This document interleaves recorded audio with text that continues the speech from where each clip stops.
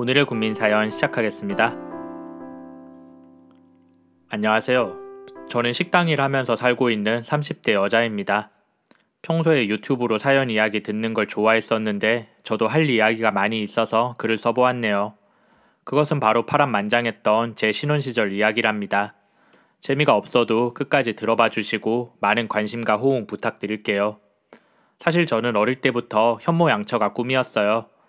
어린 시절에 우연히 현모양처라는 단어를 듣고 나서 그게 왠지 우아하고 멋져 보인다는 생각을 했었네요. 정확한 뜻도 모르면서 나는 커서 현모양처가 될 거라며 온 동네에 말하고 다녔습니다. 지금 생각해보니 창피한 기억이네요. 암튼 그런 생각은 커서도 바뀌지 않았고 친구들 중에서도 내가 제일 먼저 결혼을 할 거라며 말하고 다녔습니다. 그런데 결혼이라는 게 내 마음대로 되는 게 아니더라고요. 남자친구를 몇 번 사귀어 본 적은 있었는데 결혼까지 가지는 못하고 늘 헤어지게 되었습니다. 결혼을 너무 서두르는 바람에 남자친구가 먼저 나를 떠난 적도 있었죠. 친구들은 저에게 왜 그렇게 결혼을 일찍 하고 싶어 하는지 물었습니다. 그럼 저는 이렇게 대답을 했죠. 여자는 나이 먹을수록 손해야. 여자 나이는 크리스마스 케이크라는 말도 있잖아. 25일이 지나면 안 팔리는 크리스마스 케이크처럼 여자도 25이 지나면 가치가 떨어진대. 내 말의 친구들은 요즘 그렇게 말하는 여자들이 어디 있냐면서 질색을 했습니다. 그런데 세상 일이 다 그렇듯이 결혼을 하는 것도 내 마음대로 되는 게 아니더군요. 25은 아니더라도 20대 안에는 꼭 결혼을 하겠다며 장담했었는데 29살이 되도록 저는 싱글이었지요. 그리고 29살의 마지막 날에 저는 혼자서 술을 마시면서 대성통곡을 했습니다. 이대로 30살이 되는 것이 너무 억울하고 우울한 마음이 들더군요. 그렇게 저는 결혼도 하지 못한 처녀인 채로 30대가 되었습니다. 그 나이가 되자 주변 친구들은 하나둘 남자를 만나서 결혼을 하더군요. 제일 먼저 결혼을 하기는커녕 친구들 중에서 제일 늦게 시집을 가게 생겼지요. 친구들 결혼식 다니면서 받은 부케만 벌써 5개가 모였습니다. 그러다 보니 매사에 긍정적이던 저도 조바심이 나더군요. 이러다가는 현모양처가 아니라 노처녀로 늙어 죽게 생겼다면서 하늘을 원망했었지요. 그런데 집신도 짝이 있다고 하더니 저도 결국 남자를 만나 결혼을 하게 되었습니다. 그 남자는 술집에서 술을 마시다가 알게 되었지요. 제 친구 중에 유일하게 결혼을 안 한 친구가 있었는데 그 친구와 둘이서 신세한탄을 하면서 술을 마시고 있었습니다. 이제 우리 둘밖에 안 남았다면서 서로 힘내보자며 화이팅하고 있었네요. 우리도 이제 30이야. 더 늦기 전에 좋은 남자 만나서 시집가야 되는데 왜 이러고 있는지 모르겠다. 내가 전생에 무슨 죄를 지었길래 남들 다 하는 결혼도 못 해보고 아마 난 이대로 노처녀가 될 것 같아. 술을 얼마나 많이 마셨는지 저는 잔뜩 취해서 친구에게 하소연을 했습니다. 그런데 그때 저기 실례지만 저희랑 같이 술 한잔 하실래요? 라는 남자의 목소리가 들리더군요. 그 목소리가 제게는 하늘에서 내려온 천사의 목소리 같더군요. 운명의 신이 드디어 내게도 기회를 주는구나 생각했습니다. 그렇게 우리는 옆 테이블에 앉아있던 남자와 합석을 했고 그 중에 한 명이 바로 제 남편이 되었지요. 그 사람을 보고 저는 첫눈에 반했습니다. 목소리만 좋은 게 아니라 얼굴도 잘생겼고 키도 아주 크더군요. 정말 나무랄 데가 없는 사람이었습니다. 지금 생각해보면 결혼에 대한 조바심 때문에 그 사람이 더 멋있어 보였던 것 같네요. 그 남자는 나보다 2살이 어린 연하남이었습니다. 그래서 그런지 웃을 땐 귀여워 보이기도 하더군요. 암튼 그렇게 만난 우리는 그날을 시작으로 연인이 되었습니다. 처음 하는 연애도 아닌데 저는 마치 첫사랑을 하는 것처럼 설레더군요. 한편으로는 걱정도 되었습니다. 남자친구가 잘생긴 연하남이다 보니 어린 여자들한테 뺏길까봐 두려웠지요. 그리고 남자친구가 갑자기 나이든 애인은 싫다면서 변심을 할 것 같기도 했죠. 그런 생각이 들었던 저는 남자친구를 압박하기 시작했습니다. 만나기만 하면 결혼 이야기를 꺼냈더니 남자친구도 슬슬 눈치를 채더군요. 그리고 얼마 후 결국 저는 남자친구한테서 프로포즈를 받았습니다. 옆구리 찔러서 절받기 같았지만 그래도 상관이 없었네요. 잘생긴 남자와 꿈에도 그리던 결혼을 하게 되었으니 더 이상 바랄 것이 없었습니다. 세상을 전부 가진 것처럼 기분 좋은 날들이었죠. 그런데 아무런 문제가 없을 것 같았던 제 결혼에 아주 강력한 장애물이 등장했습니다. 그 장애물은 바로 제 시어머니였죠. 그분은 처음부터 저를 마음에 안 들어 하셨습니다. 처음 인사를 드리러 간 자리에서 내가 어떻게 키운 아들인데 나이 많은 며느리를 들이게 생겼어. 저 녀석은 젊고 예쁜 애들 두고 왜 이런 애랑 결혼을 하겠다고 난리야. 라며 모안을 주시더군요. 다짜고짜 제게 그런 말을 하시니 저는 속으로 많이 당황했습니다. 하지만 그렇다고 결혼을 물릴 수는 없었지요. 다행히 시아버지는 좋은 분이셔서 제게 친절하게 대해 주었습니다. 남편도 괜찮은 사람이니까 문제가 없었고 시어머니한테는 내가 잘하면 될 거라고 생각하였지요. 지금은 안 좋게 보셔도 시집가서 지극정성으로 챙겨드리다 보면 언젠가는 마음이 변하겠지 싶었네요. 시어머니 때문에 결혼을 안 한다는 건 말이 되지 않았습니다. 그리고 이번에 결혼을 못하면 앞으로는 영영 기회가 오지 않을 것 같더군요. 그래서 저는 굳게 마음을 먹고 그 남자와의 결혼에 성공했습니다. 그리고 결혼 후에 저는 다니던 직장을 그만두고 남편을 내조하면서 살았지요. 아직 아이가 없으니 현모는 못 되더라도 양처는 되어야겠다고 생각했거든요. 그리고 시부모님한테도 좋은 며느리가 되기 위해서 열심히 노력했습니다. 안부 전화도 자주 드리고 선물이나 용돈 같은 것도 내가 알아서 먼저 챙겨드렸지요. 특히 시어머니의 마음에 들기 위해서 고생을 많이 했습니다. 하지만 시어머니는 끝까지 저를 마음에 들어 하지 않았습니다. 그리고 제게는 말로만 듣던 시월드가 펼쳐지더군요. 시어머니는 신혼 초부터 저를 들들 볶기 시작했습니다. 저만 보면 불평불만에 잔소리를 해대는데 정말 견딜 수가 없더군요. 그러다가 하루는 시어머니가 연락도 없이 신혼집에 쳐들어오셨습니다. 남편이 없는 낮 시간에 혼자 집에 있었는데 갑자기 현관 비밀번호 누르는 소리에 저는 기겁을 했었지요. 사실 저는 평소에 집안에서는 옷을 편하게 입고 있는 편이거든요. 위아래로 속옷만 입고 있었는데 시어머니가 갑자기 문을 열고 들어온 거였죠. 깜짝 놀래서 굳어있는 저를 본 시어머니가 혀를 끌끌 차면서 저 꼬락서니 하고는 정말 천박해서 못 봐주겠구나 라고 하더군요. 연락도 없이 웬일이세요 어머님. 그리고 현관 비밀번호는 어떻게 아셨어요? 왜? 내가 못 올 때 왔냐? 아들네 집에 오는데 예의 차리고 와야 돼. 넌 그렇게 시어머니가 싫으니? 시어머니는 그렇게 말을 하더니 온 집안을 구석구석 살펴보시더군요. 심지어 부부 침실까지 들어가서 이것저것 다 뒤져보면서 잔소리를 했습니다. 집안 꼴이 이게 뭐야? 이래가지고 우리 아들이 큰일 하겠어? 내가 이럴까봐 보러 온 거다. 도대체 어디서부터 가르쳐야 할지 모르겠구나. 시어머니의 태도에 저는 해도 해도 너무한다는 생각이 들더군요. 어머님, 걱정해 주시는 건 좋지만 저희 부부 일은 제가 알아서 할게요. 그리고 이렇게 갑자기 찾아오는 거 저 불편해요. 이게 어디서 눈 똑바로 뜨고 대들어. 니네 부모님이 그렇게 가르치디? 며느리면 며느리답게 조신하게 굴어야지. 어디서 시어머니한테 말대꾸를 따박따박 하는 거야. 사실 저는 시어머니가 이렇게 간섭하는 거 인터넷에서만 봤지 실제로 제가 겪을 줄은 정말 꿈에도 몰랐습니다. 처음부터 제가 마음에 들지 않았던 시어머니는 그런 식으로 제게 트집을 잡으면서 시집살이를 시키시더라고요. 저는 너무 속상한 마음에 남편을 붙들고 하소연했습니다. 어머님 말이야. 정말 해도 해도 너무 하시는 거 아냐? 당신이 현관 비밀번호 가르쳐줬지. 연락도 없이 갑자기 오셔서는 온 집안을 구석구석 뒤지는데 내가 정말 노이로제가 걸릴 것 같아. 우리 엄마가 예전부터 좀 극성이긴 했어. 그래도 당신이 조금만 참아줘. 다 우리 잘 되라고 그러는 거잖아. 시간이 지나면 엄마도 안 그러겠지. 그러지 말고 당신이 중간에서 어머님한테 얘기 좀 해줘. 아무리 아들이고 며느리라지만 지킬 건 지켜야 한다고 생각해. 알았어. 내가 이야기해 볼 테니까 너무 속상해하지 마. 그래도 남편이 협조적으로 이야기해줘서 저는 마음을 놓고 있었습니다. 하지만 제가 시어머니를 너무 만만하게 봤나 봐요. 바로 다음 날 시어머니의 불호령이 떨어졌습니다. 청소를 끝내고 잠깐 낮잠을 자고 있었는데 현관문을 쾅쾅 두들기는 소리가 나더군요. 그리고 시어머니의 목소리가 들렸습니다.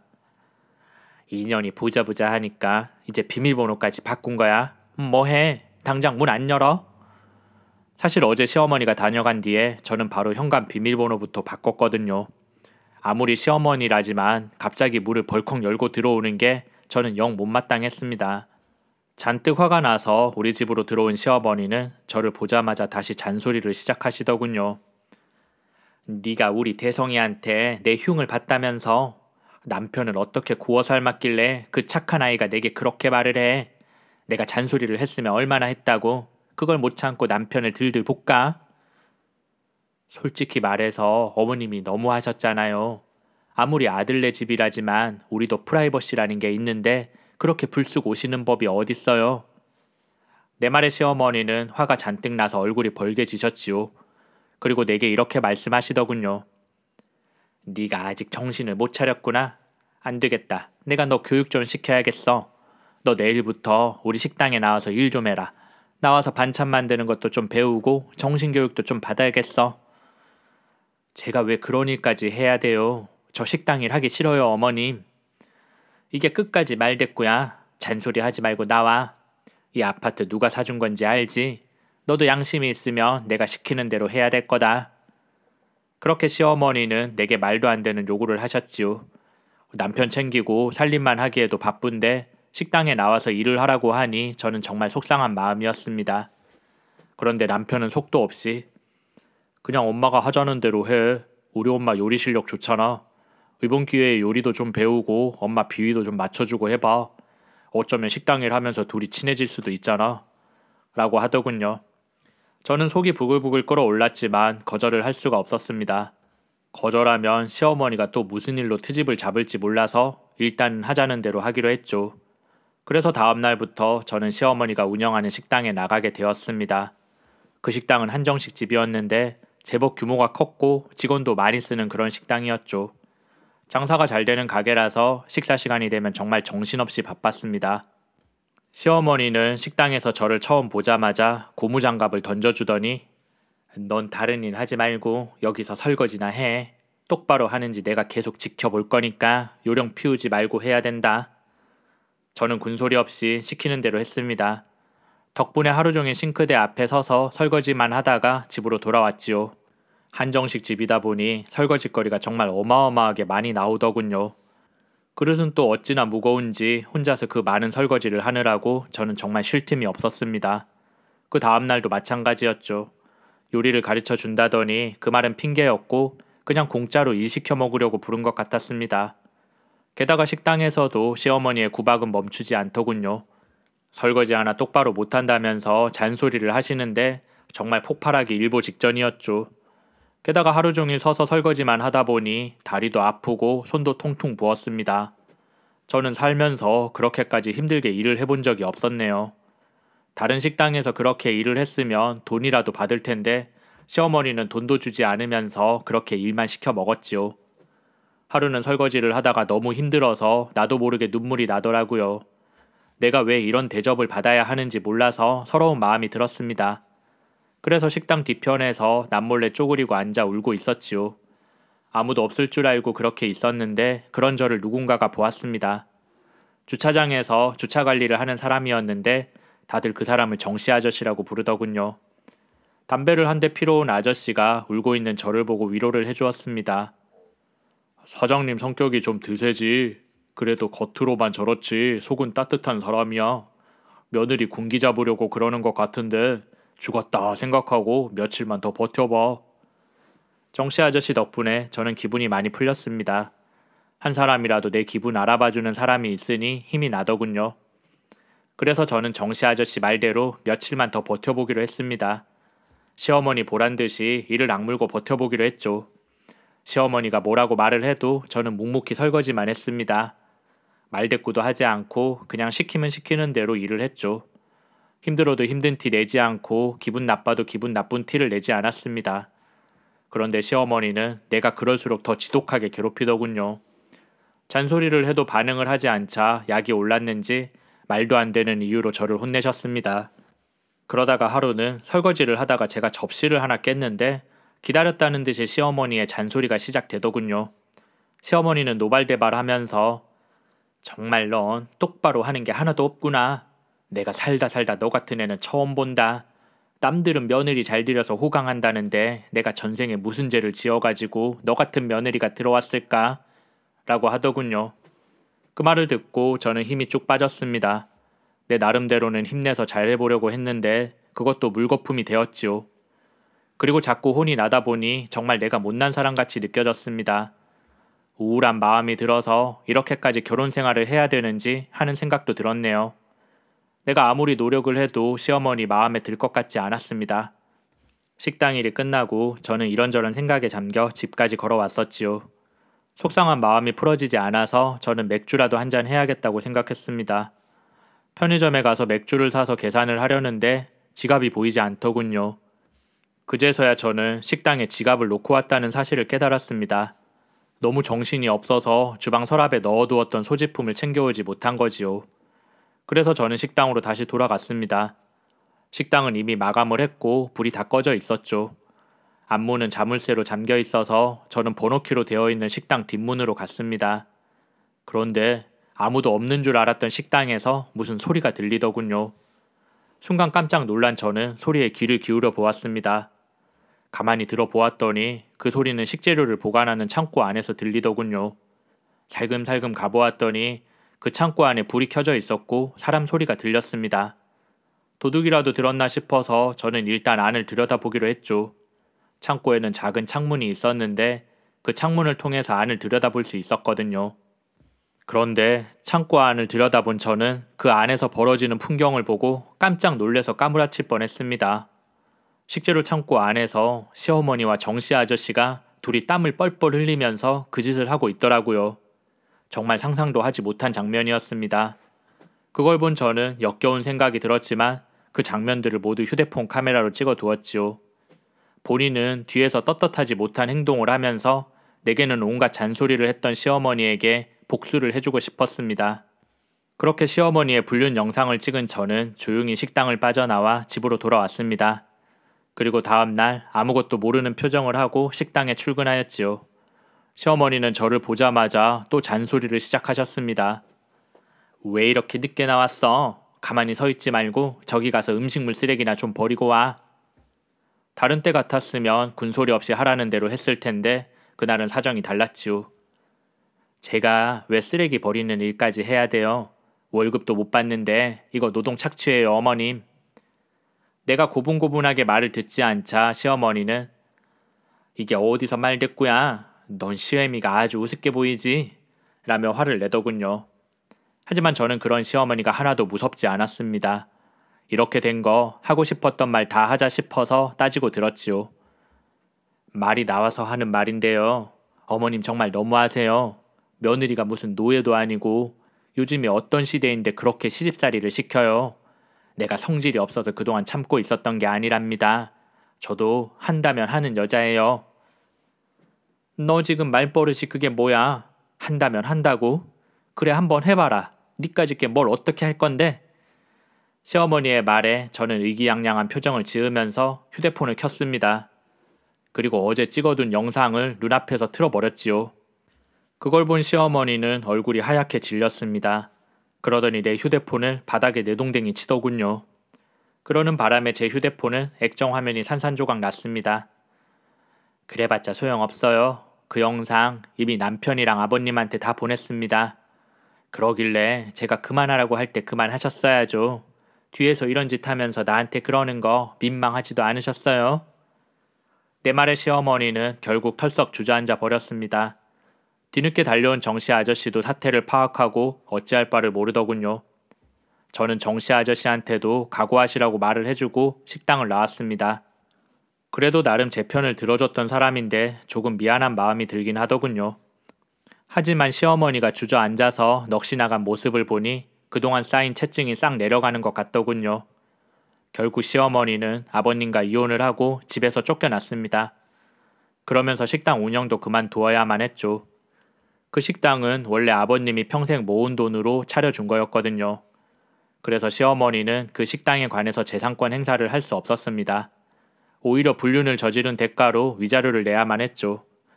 남편도 시어머니의 불륜 사실을 알고 크게 실망을 하더군요. 알고 보니 정씨 아저씨와 시어머니가 그런 관계가 된 게 하루 이틀 일이 아니었고 식당 직원들 중에서는 이미 알고 있던 사람들도 있었습니다. 그래서 남편과 아버님이 더 크게 화를 내셨지요. 그리고 시아버지는 내게 식당을 운영해보라며 제안을 하시더군요. 그동안 시어머니가 하는 일도 없이 주인 행세만 하고 있었는데 이번 기회에 제대로 운영을 해보라고 했습니다. 그래서 저는 그 제안을 받아들였지요. 수익은 아버님과 5대5로 나누기로 결정했는데 잘 되는 식당이다 보니 들어오는 돈이 제법 쏠쏠하더군요. 아버님은 그렇게 번 돈은 내 마음대로 쓰라고 하셨습니다. 하지만 저는 식당 운영하면서 번 돈을 고스란히 저축해 두었지요. 앞일은 아무도 모르는 거니까 미래를 위해서 돈을 모아두기로 했습니다. 그리고 식당이 잘 되면 규모를 키워서 체인점을 낼 생각도 하고 있지요. 저도 몰랐는데 일을 하다 보니 제가 사업적인 감각이 있더라고요. 그래서 저는 오늘도 열심히 식당 일을 하고 있습니다. 여러분들도 하는 일 전부 잘 되시고 건강하시길 바랄게요. 이야기는 여기까지만 하겠습니다. 들어주셔서 고맙습니다.